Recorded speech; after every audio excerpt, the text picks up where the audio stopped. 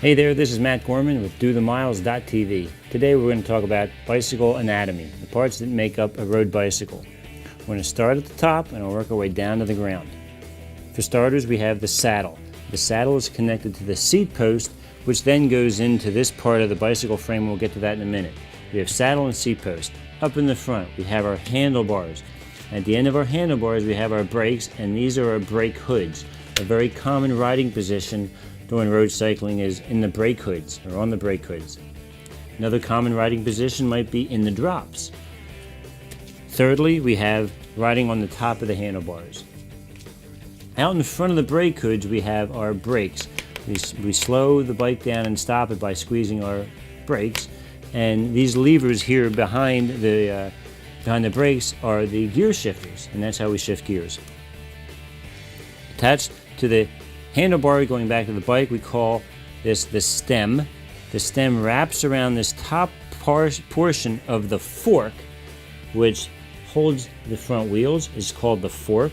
That comes up through the head tube up here to receive the stem, and holding the fork in place with a head tube, we call this the headset. Coming across the top, we have, appropriately enough, the top tube. Coming down from the top tube, receiving the seat post, call this the seat tube. In the front, this is the down tube. Coming off the back, we have what is called the seat stays right here. This is called the seat stays. It comes down on either side of the back wheel.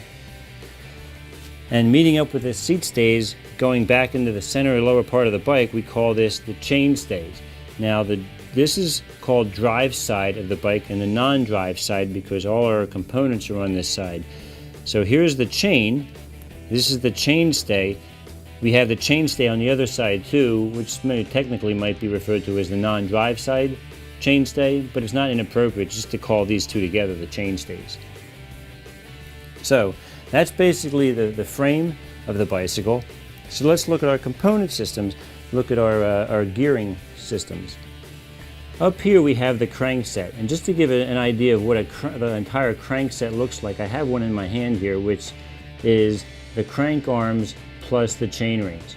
So we have here our chain rings, our big chain ring, the little chain ring, our crank arms, and our pedals. The chain, as we said earlier. What moves the chain back and forth between the big ring and the little ring is this right here called the front derailleur. In the back, we have the cassette, which is the collection of cogs or sprockets in the back, and there's usually about 10 sprockets or cogs in a cassette. Here we have the rear derailleur, and it's the rear derailleur that moves the chain across the different cogs on the back cassette, and that's controlled by the gear shifter, just like the front derailleur is controlled by the other gear shifter.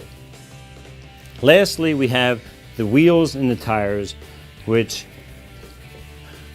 rear wheel and front wheel, and in the center we have our hubs and the spokes.